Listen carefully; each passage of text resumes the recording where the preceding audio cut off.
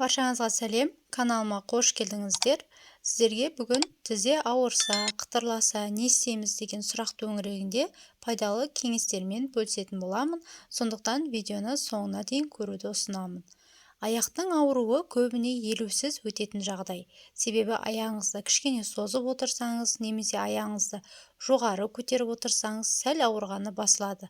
Алайда аяқ ауруына мән бермей жүруге болмайды. Себебі аяқ ешқашан себепсіз ауырмайды. Ол қандай да бір дерттің алғашқы белгілері болуы мүмкін. Әсіресе тізенің төменгі тұсы және жанның ауруы адам денсаулығы үшін қауіпті. Аяқтың ауруына өздеріңіз білетіндей, адамның қаны әртүрлі микроэлементтерден толықтырылған. Бұл ағзаның дұрыс жұмыс істеуіне ықпал етеді. Ал қанды қажетті элементтермен толықтыру үшін күнделікті тұтынатын тағамға, жеміс-жидекке, көкөніске көңіл бөліңіз. Оған қоса ағзаны дәрумендер мен минералды затқа байытыңыз. Ал бұл заттардың тапшылығы көптеген дерттің тууына себепші болады.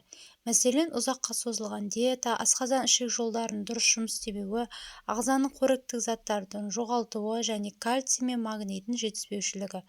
Сондай-ақ несеп айдайтын және холестерин деңгейін төмендететін препараттарды шамадан тыс қабылдау және гормоналды заттарды қолдану. Сонымен қатар физикалық күш салу, аяқ бұлшықеттерінің қабынуы, жіліншік аймағында түйіннің пайда болуы, варикозды кеңею, қант диабеті ауруы осы аяқ ауруына себеп бола алады. Аяқ ауруын дер кезінде емдемесе, ревматизм, аяқтың жұмсақ тіндерінің қысылуы, аяқ тамырларының лимфостазы сынды ауруға ұласуы мүмкін. Кез келген сүйек, бұлшықет немесе жұмсақ тінде қатерлі және қатерсіз ісіктер дамуы ғажап емес. Аяқ ауруына себеп болатын жағдайлар: біріншісі варикоз. Сіздің аяғыңызда көзге көрініп тұрған варикоз жоқ шығар. Алайда үңіліп қарасаңыз, варикозды жұлдызшалар, торды және ісінген тамырларды көре аласыз. Бұл кезде ауру оң немесе сол аяқ емес, екеуіне бірдей ауырлық сезімін тудырады. Көзге ұрып көрінбегенмен айтарлықтай дәрежеде ауыртады. Егер де сіздің аяғыңызда варикоз болса, кешке аяғыңыз қатты шаршайды, ісінеді, кейде құрысады. Сонымен қатар микроэлементтердің жеткіліксіздігі.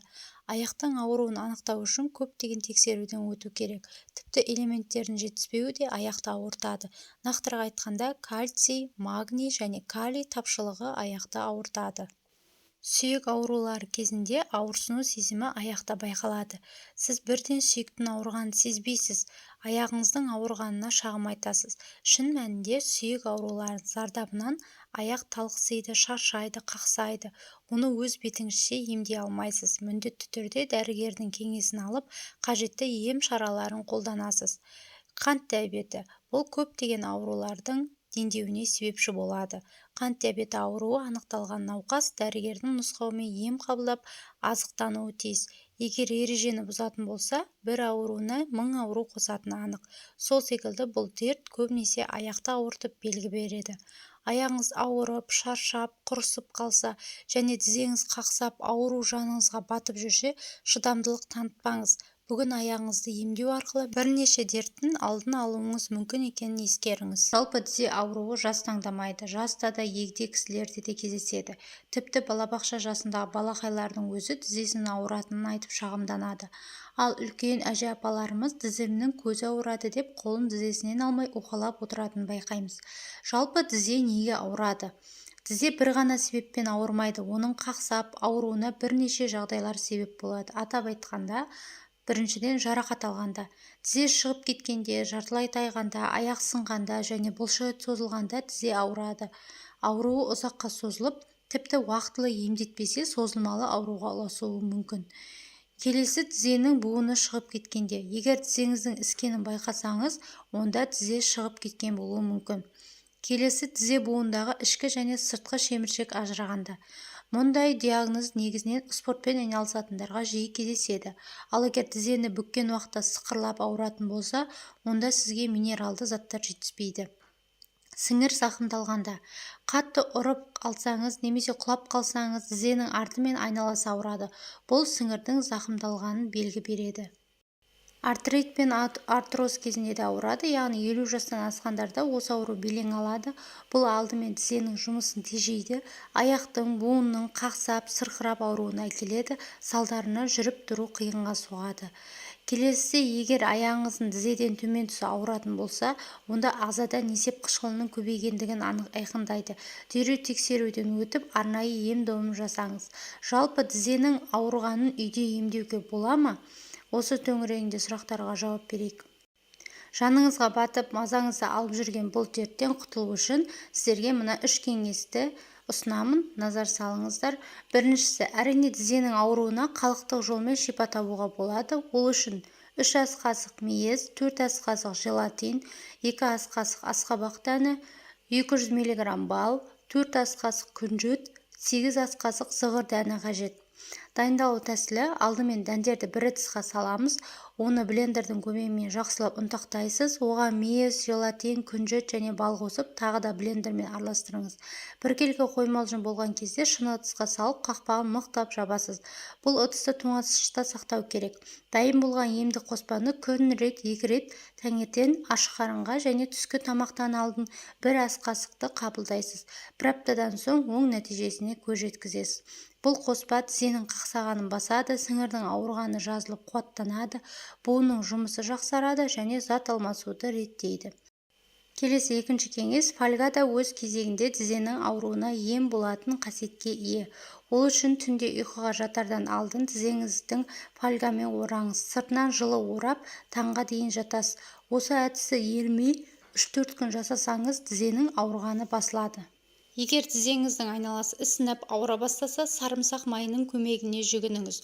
Ол үшін 300-400 грамм сарымсақты қабығынан тазартып, блендермен ұсақтаңыз. Үйіндіні 1 литрлік шыны банкіге салып, үстіне өсімдік майын құясыз. Ыдысты күн тимейтін жерге қойып, күнде 1-2 рет қозғап қойыңыз. Шамамен 2 аптадан соң езбені 4 қабатталған дәкемен сүзіп аласыз.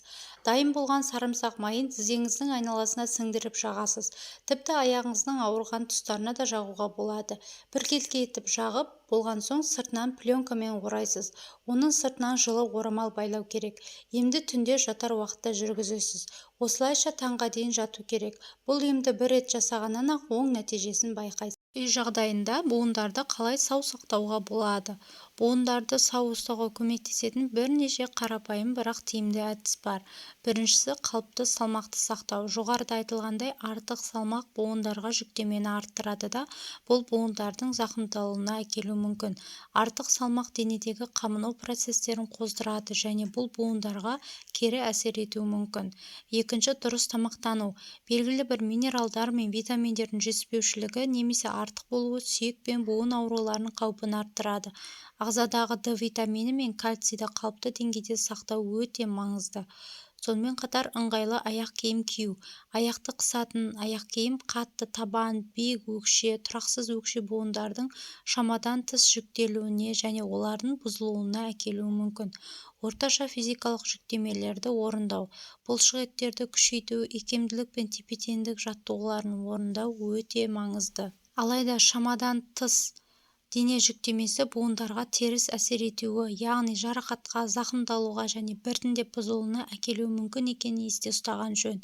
Және темекіден бас тарту. Бұл теріс әдет ағзаның кальцийді тиімді сіңіруіне жол бермейді де, бұл кейінірек буындардың бұзылуына әкелуі мүмкін. Аяқтағы ісіктен арылу үшін теңіз тұзы қосылған ванна өте жақсы көмектеседі. Бұл үшін бөлме температурасындағы 3 литр суды алып, 1 ас қасық теңіз тұзын салыңыз. Аяғыңызды ваннаға 15 минутқа салып алыңыз. Аптасына кем дегенде 3 рет жасаған орынды. Және сонымен қатар 40 қабаттан жасалған компресс те көмегін тигізеді. Аяқтағы ісіктен арылуға мүмкіндік беретін ең ыңғайлы әрі қарапайым ем-дом.